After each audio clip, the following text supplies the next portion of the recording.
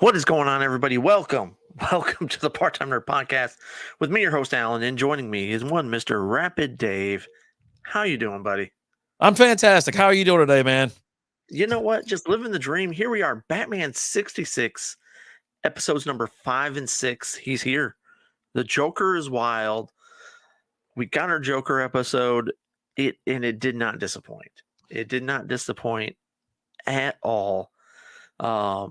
This episode came through stronger than Cesar Romero's mustache underneath all that makeup. I wondered why they had it underneath there the whole time. Like, why do they, but maybe he didn't want to shave it. Maybe this is the time where he's like, mustaches were a thing and I'm not shaving it. You know what I mean? Like, if you had to go be the Joker, you got to paint it all white, baby. Paint it all white.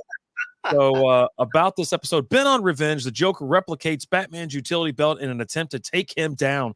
Coming straight from prison, he is anxious to unmask the Cape Crusader. That's right. His escape was absolutely fantastic. And the fact that they had to say he sprung out of jail like 1,000 times after it happened. Because, I mean, here's how he breaks out. He's playing softball.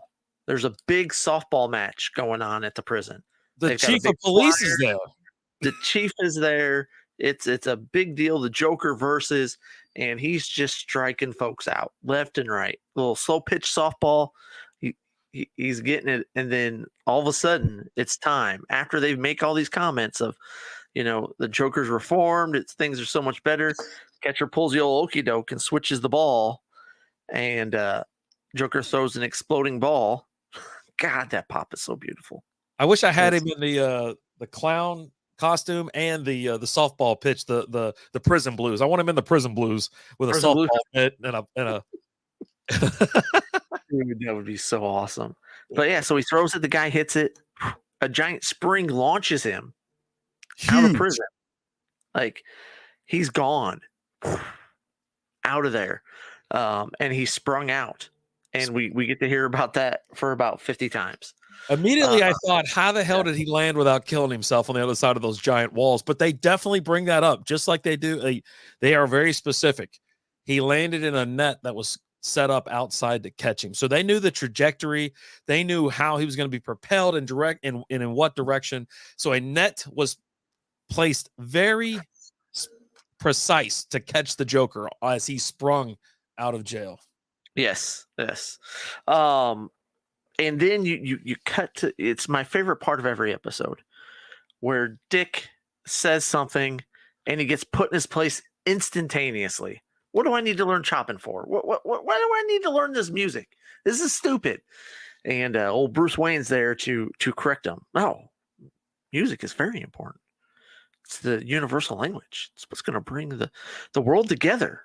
He always seems to have a language speech upon him. You know what I mean? If we all spoke in the same tongues, we could avoid war, and all this kind of stuff. I'm like, I don't think it's a language barrier breaking it down the war. But yeah, he's always got, you're right. He always pops off, gets out of hand, and then he's brought right back down to earth. Aunt Harriet is there trying to teach him some Chopin, and he doesn't want to do it. But the fish are not biting this time. This time we got to go to a ball game. That's right. Which is fitting because the Joker broke out of prison playing softball, so I thought that was cute. Yes, and they figure out, of course, the police, they can't do anything, right? They're just completely lost. There's one man for this job and only one man, and Batman comes to they figure things out. They work their way through it. They go to the museum, and Batman parks in a no parking zone. He pulls up, and I go, there's a no parking sign there, and I want to see what they're going to do. And so he parks, he looks, oh, damn, I got to get back in the car. Anybody got any quarters? So there's just a police officer there just say, don't worry about it, Batman. I got you. And G just takes the sign away. Like, giving you a little life lesson. Just a little heads up to how to act in public. You know what I'm saying? Yeah.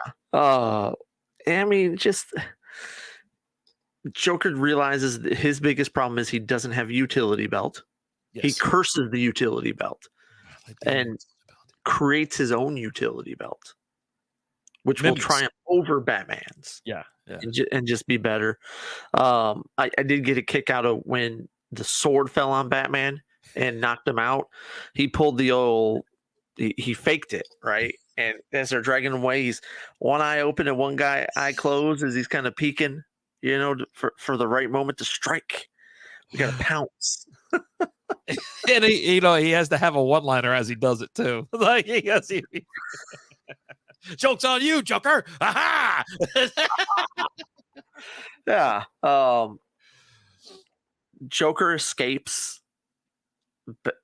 Bruce and Dick are at the police station when the Joker is starting to hatch his new plan. He throws a doll into the police station, and Bruce just wants a souvenir for his collection.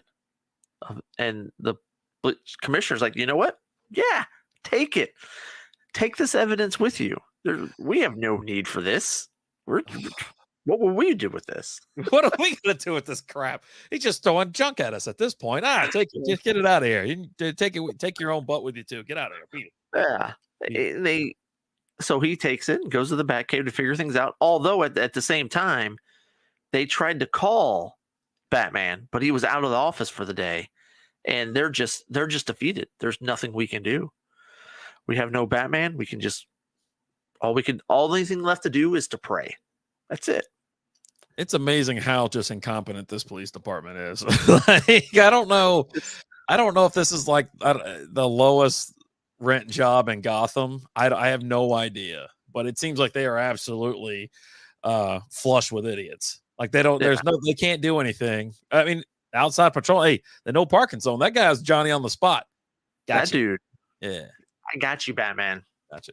And all the henchmen, they're all inside this museum. They went to, what was it, the Comedian Museum or something like the that? Hall of Fame. The Comedian Hall of Fame that the Joker was not going to be a part of. No. And so there's all these busts. All of a sudden, they're like, "Oh, I could have swore that statue moved or something," or blah blah blah.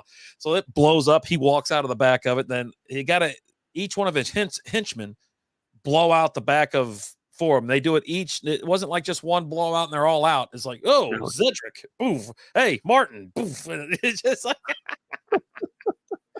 oh, these old shows are great. They are. Now, did you notice? So they find him. He's doing like opera, right? And the dude's got a voice. The Joker's got a voice. But do you notice the mask that he's wearing? I don't remember. So the mask he's wearing is the same one. Dark Knight. It is. It is. Yeah. So in Dark Knight, it was a call back to the first episode where the Joker's wearing that mask. So the mask. Right. Yep. I saw it when I first watched this episode. I was I happened to just look down during this part this time, but I knew exactly what it was because I've just watched these about a week ago anyway. So yeah. And so I saw the mask. Go, holy crap! That's what that's from, and I was just awesome. I was awed by it. Yeah. So that was pretty cool to see that Christopher Nolan did that callback from the Joker's first appearance in the TV show. So that was pretty cool.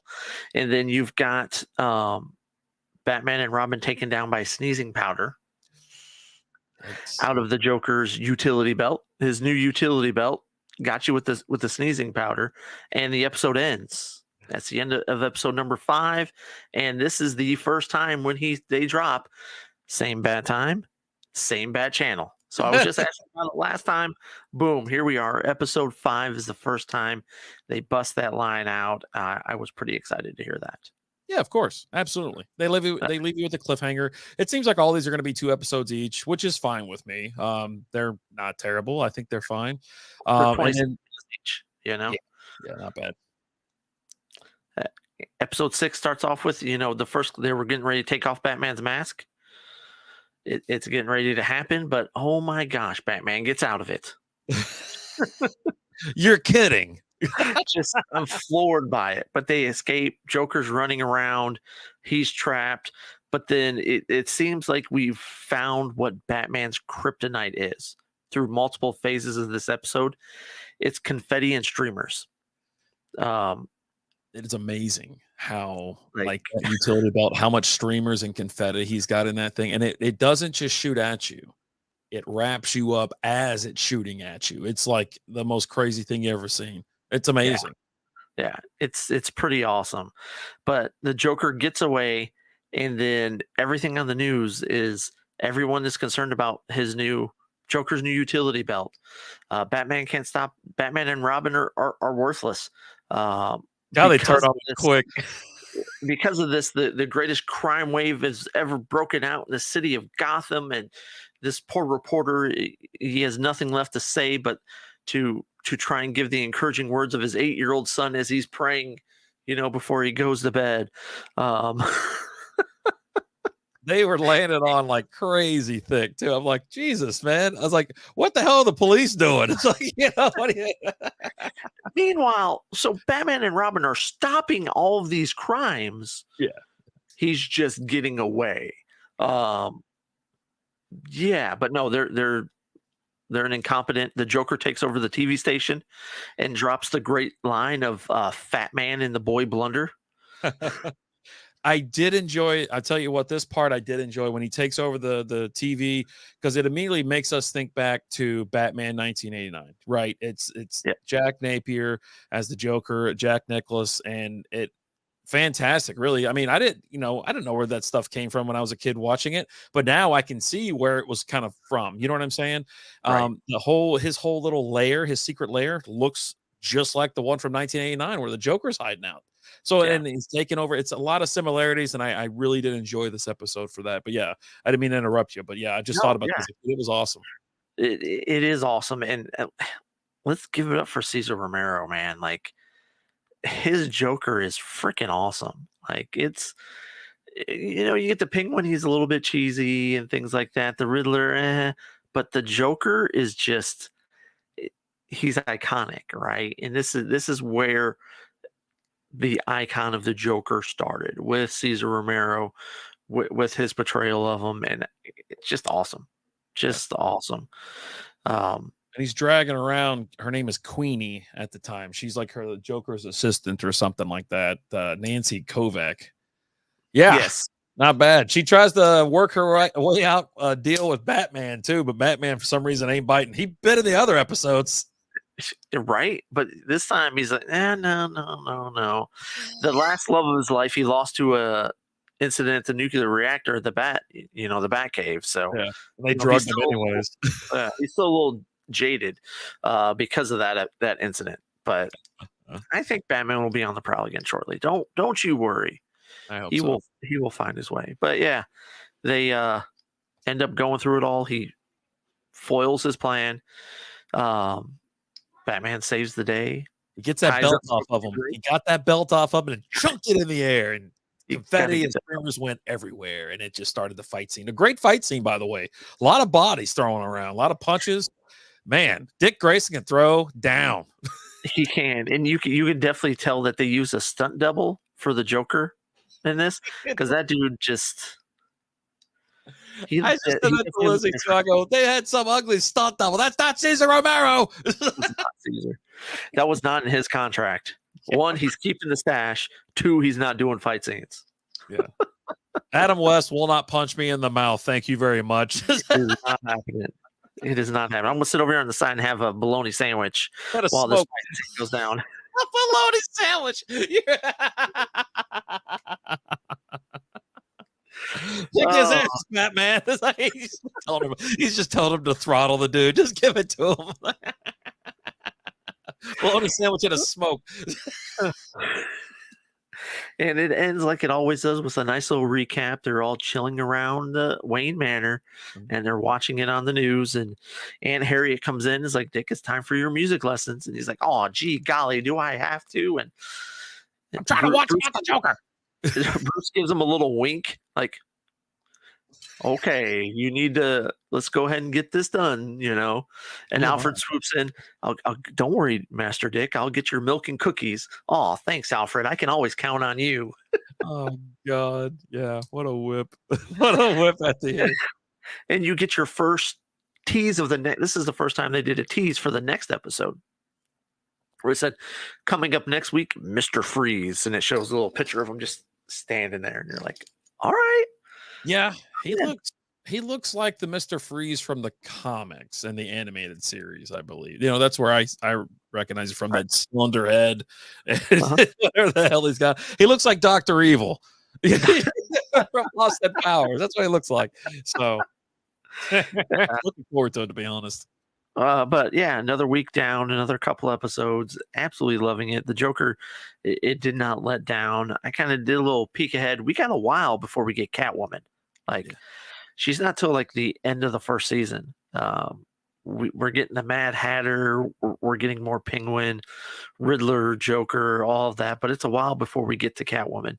We even got a King Tut episode coming up. I like King Tut. It's going to be worth the wait. I'm telling you. I'm super excited, and I'm just like, can't wait. Oh man, you got anything else on this one? Nah, it's fine. It's on, was it Freevee or something like that? It used to be IMDb. Yeah, it's Amazon Prime. You can get it through there, Freevee. You just got to watch commercials with it, but even with commercials, it's still like 20-something minutes. So easy watch, fun watch. Go check it out. Thank you guys so much for watching. As always, like, comment, share, follow, subscribe, all that fun stuff. If there's anything you want us to watch, shoot us over an email, parttimenerdpodcast@gmail.com. Until next time, we'll talk to you later. Deuces.